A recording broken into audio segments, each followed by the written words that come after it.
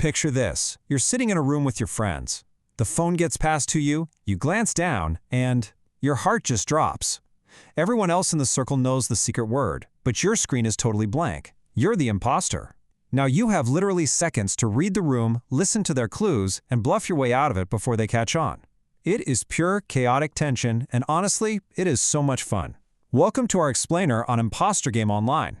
We're going to look at how this fast-paced word-guessing game can turn absolutely any hangout into a hilarious battle of wits. So, here's our game plan today. First, we'll talk about the art of social deduction. 2, we'll go over the quick setup and gameplay steps. 3, regular players versus the imposter. 4, some killer strategies for bluffing and deduction. And finally, number 5, why this is basically perfect for any group event. All right, kicking things off with Section 1, the art of social deduction. So what exactly is social deduction? Well, it's a game format where players try to uncover each other's hidden roles using conversation, logic, and a whole lot of bluffing. I mean, have you ever had to just lie right to your friends' faces for fun? Because that's the core of this whole experience. It takes what could be a super simple word-guessing game and completely flips it into a chaotic online party game.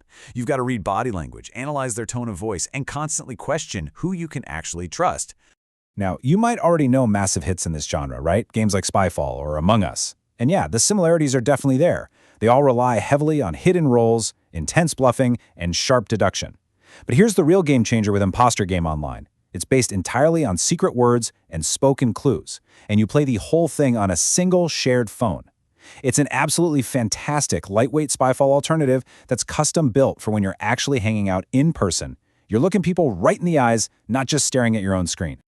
Moving right along to Section 2, Setup and Gameplay Steps. Guys, the setup for this is genuinely frictionless. Step 1, you just pop in the player names. Step 2, pick a category. And they've got over 300 words in here, from daily items and food to animals, tech, and even a BTS fan club category. Step 3, choose how many imposters you want to sneak into the group. And Step 4, just pass the phone around so everyone can secretly tap and see their role. The game assigns the roles automatically, so you can literally go from, hey, let's play a game, to actually starting round 1 in under a minute. And check out this number right here, 99. This game scales incredibly well. You only need 3 people to start playing, but you can technically run this group game with up to 99 players, all on one device. It doesn't matter if you're hosting a tiny dinner party for 4 or a massive event, the system just seamlessly adapts to however many people you've got. And going hand in hand with that is the pacing. Most rounds take about 5 to 10 minutes max. And that's absolutely critical for a good party game, right? If rules take forever to explain or the rounds just drag on, people lose interest. Keeping it strictly to this 5 to 10 minute window means the energy stays super high, turns are fast, and if someone gets eliminated, they aren't stuck waiting around forever to jump back in. Okay, Section 3, Regular Players versus the Imposter. This is where the real tension happens. The regular players all share a secret word. Their goal? To give a short spoken clue that proves they know the word without accidentally giving the word away to the imposter. Meanwhile, the imposter is flying completely blind. Their only objective is desperate survival. They have to blend in, carefully listen to everyone else's clues, improvise a totally believable clue of their own, and somehow survive the final group vote. It's a really delicate, high-stakes balancing act for literally everyone playing. Let's get into Section 4, Strategies, Bluffing and Deduction. So there's a golden rule for the regular players, and it's summed up perfectly in this quote. The clue should be helpful but should not reveal the word directly. You see, if your clue is way too vague, your friends are going to think you're the imposter and vote you out immediately. But if you're too obvious, boom, the imposter figures out the secret word, mimics your logic, and coasts right through to the end. Let me give you a really practical example of how this works. Let's say the secret word is apple. A great clue would be crunchy. Why? Well, it proves to the other players who know the word that you're on the same page. But crunchy could also be potato chips or carrots or 100 other things. It keeps the imposter completely in the dark. A bad clue? Red fruit. Way too specific. The second you say red fruit, the imposter knows exactly what's going on, and you've basically just handed them the win. But hey, what if you're the one in the hot seat? If you are the imposter, you need some solid survival tactics. First things first, listen intensely to the people who speak before you. You're hunting for a common thread. Then, when it's your turn, give a vague but totally plausible clue that just kind of fits the general vibe of what the other said. During the discussion, just agree with safe opinions to keep the heat off you. Oh, and here's a neat feature. The host can actually turn on optional app hints for the imposter, which will give you a different but related word to help you guess the real one. You've got to use every trick in the book.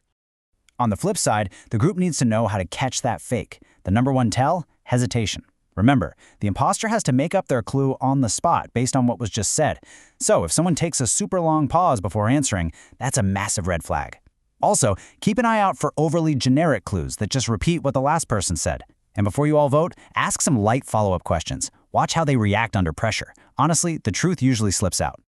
And that brings us to Section 5, perfect for any group event. Because of its brilliant design, this game fits into almost any setting you can think of. It's a phenomenal family party game since you can explain the rules to relatives of any age in just seconds. It works great as a classroom game to practice vocabulary.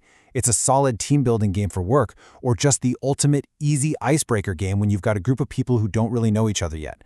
Seriously, you can play it at dinners or just pass the phone around the car on a long road trip. And the main reason it's so versatile comes down to its key benefits. First off, it's completely free to play right in your browser. There are no downloads, no messy signups, and absolutely no accounts to create.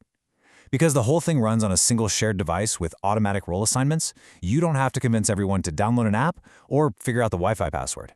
It just completely removes all those annoying barriers that usually ruin digital party games. Now, if you're the one hosting the game tonight, I've got a pro tip for you. Change up the categories every single round. Going from technology to animals to cities keeps everyone on their toes and forces them to change how they think. Also, if you've got a bigger group, you've got to add more imposters. Having 2 or 3 people secretly faking it creates this amazing sense of paranoia. It makes the discussion phase so loud, totally unpredictable, and incredibly entertaining.